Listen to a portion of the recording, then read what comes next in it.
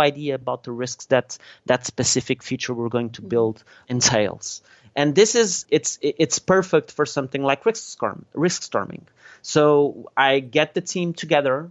I invite developers. I invite the team captain. I invite people from product experience. And most especially, I invite the product owners because usually they have a lot to contribute to these sorts of sessions.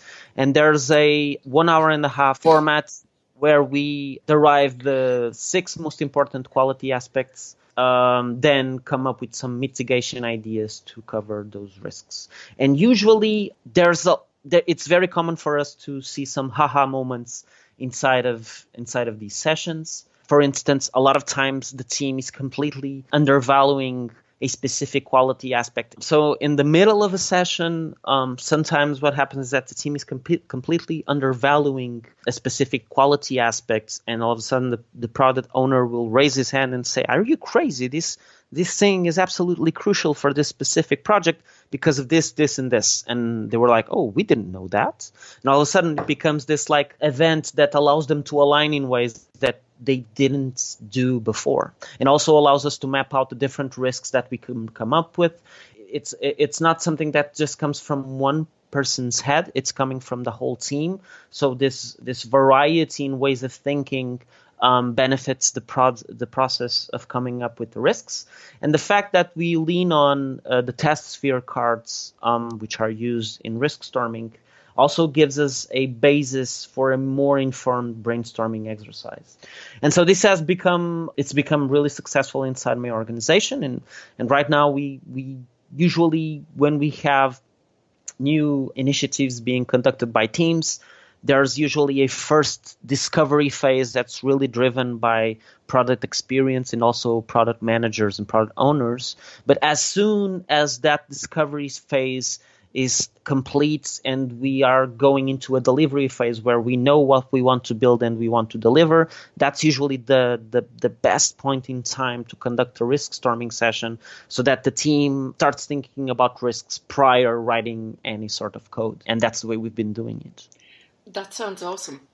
What I really like about that is not alone are you talking about risk, but you're prioritizing them and you're aligning everybody so that you're all focused on one goal. Yes, absolutely. So it's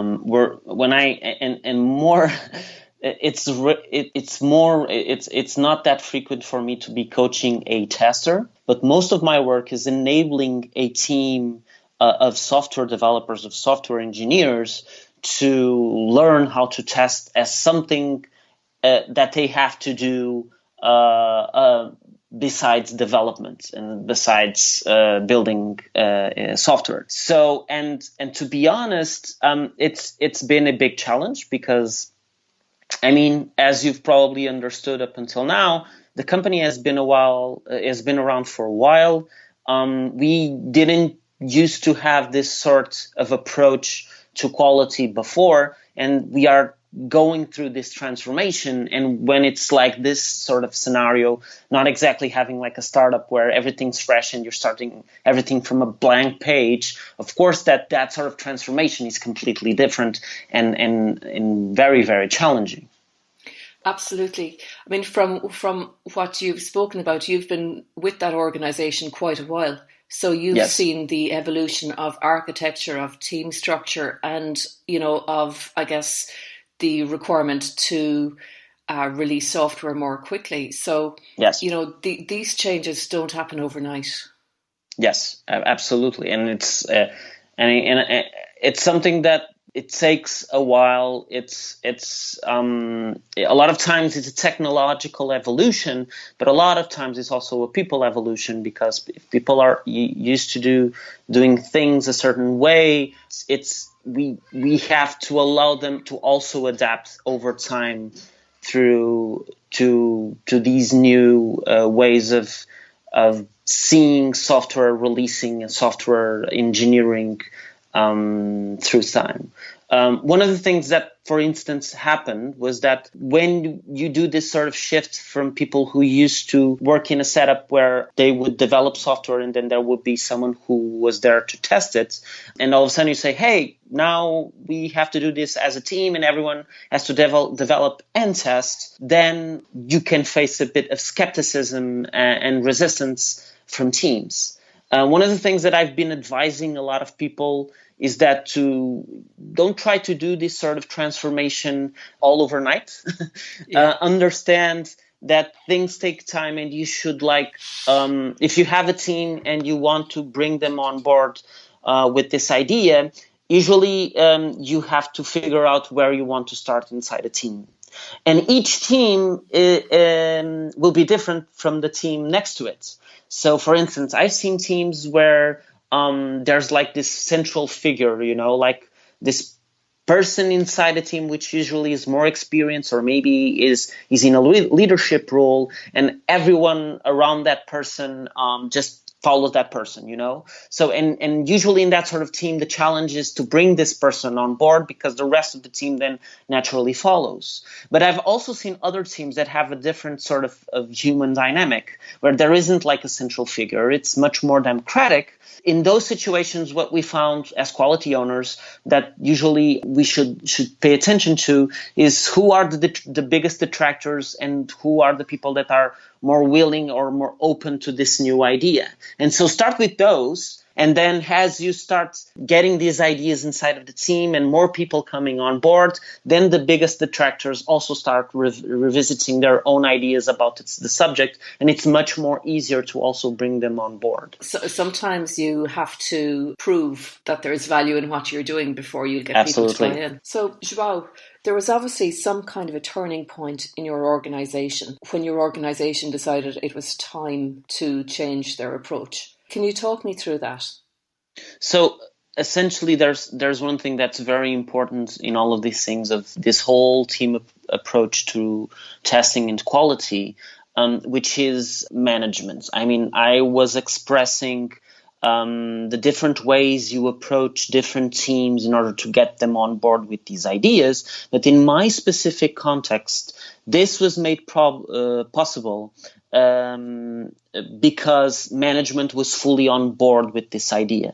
So I had the head of development who was fully aligned with this idea, and actually the head of development was someone who came from a quality assurance role originally, then progressed into development, and also the head of quality is fully on board with this idea. And usually what I think is take these considerations that I gave you regarding how you should approach teams as advice from me. But if management is not on board with these ideas, maybe that's the first place where you need to start working at. So maybe first you need to bring them on board by showing them the value of such an approach inside of an organization.